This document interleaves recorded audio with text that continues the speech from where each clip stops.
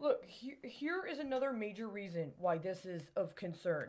Okay, this whole thing about Ralph Nader and the charities, or rather the nonprofits. In December of 2018, I was on the street, and I had spent, by this time, 4 months being actively pinged in the night when I was sleeping outside, in direct connection with a list of alleged job openings that were sent to me by a group that alleged to be Booz Allen Hamilton.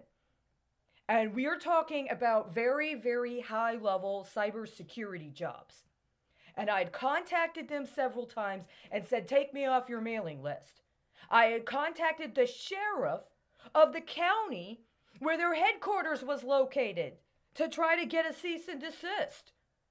I even contacted members of the board of directors of their organization and told them about how what was happening at that time was a national security threat. By this time, it had already been 1 fucking year where I was getting pinged while I was sleeping on the street with anywhere from 1 to 10 job offers that were in a sequence, and I would spend the entire night I'm sleeping running through these very, very critical high-level scenarios, including in connection with specific problems that were being had with, among other things, actual fucking weapons systems.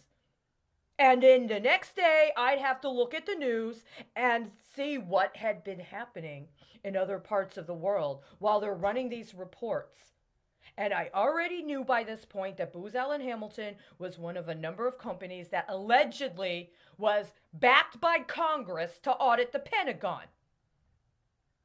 They were going through stuff connected to appropriations for the DOD when I was supposedly disabled. Why was a woman who was disabled because she had a mental health issue being pinged with jobs connected to very high-level cybersecurity functions associated with military weapons systems? Because I wasn't disabled. Because somebody tortured me knowing somebody else had used my life as capital outlays on military R&D and wanted to sabotage it. And so somebody made a justification that it was okay to torture me to see if they could identify those specific areas I was connected to. The problem is, I was problem solving. That whole fucking time, I had the capability of being at that level, and somebody knew it. Would I have chosen that? Well, who's to say? If you had told me in 1995 I had a choice between being a commercially, sexually viable liberal or being involved with trying to implement constitutional reform and ethics in consideration of the increased role of women in the military, I sure as fuck wouldn't have chosen to be a high-class prostitute. But I wasn't given that option. So I spent a year on the streets being tortured every fucking night. I have that evidence, but I also have something else. Because around the time, my feet started hurting. I had blood blisters on my feet. They were able to be transmuted around the same time that the president ended up firing the head of the Secret Service and a number of people with the Department of Homeland Security.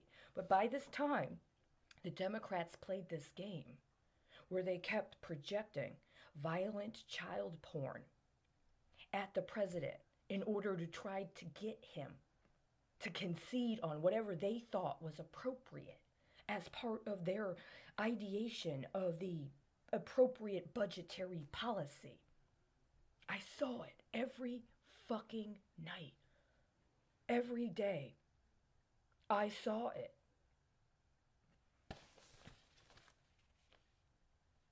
December 19th, 2018.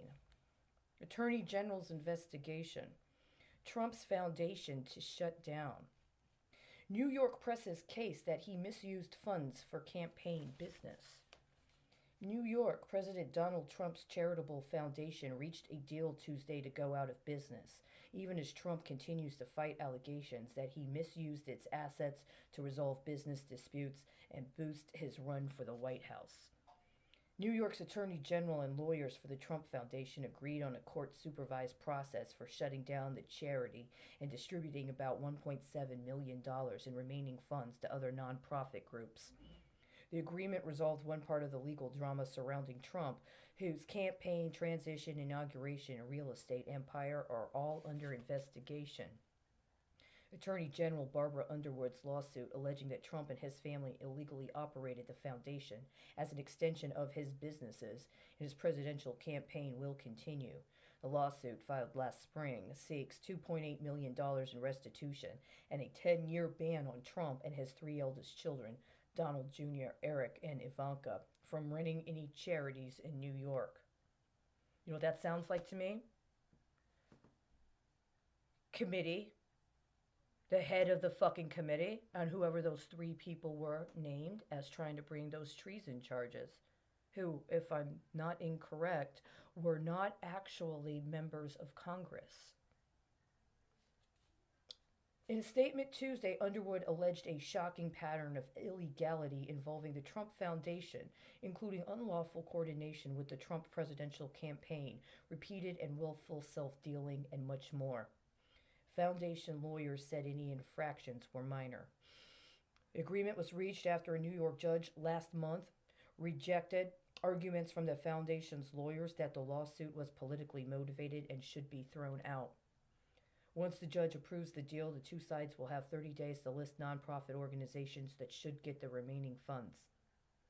In her lawsuit, Underwood alleged that Trump used the foundation to help bolster his campaign by giving out big grants of other people's money to veterans organizations during the run-up to the 2016 Iowa caucuses.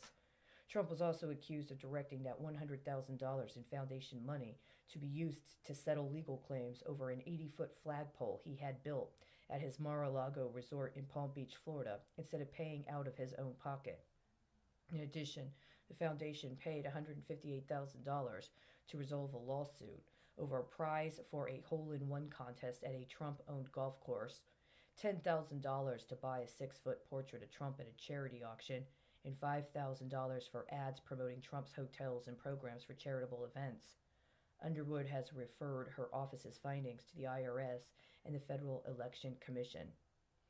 By Michael R. Ciesick, The Associated Press. If you're in Congress and you can just say, well, I suspect somebody's guilty of being disloyal to our preferred presidential candidate, then you can justify stealing their electronic accounts, and then you can auction them off to who you want, can't you? That's exactly what you've been doing since 2008 to me. That wasn't under Trump.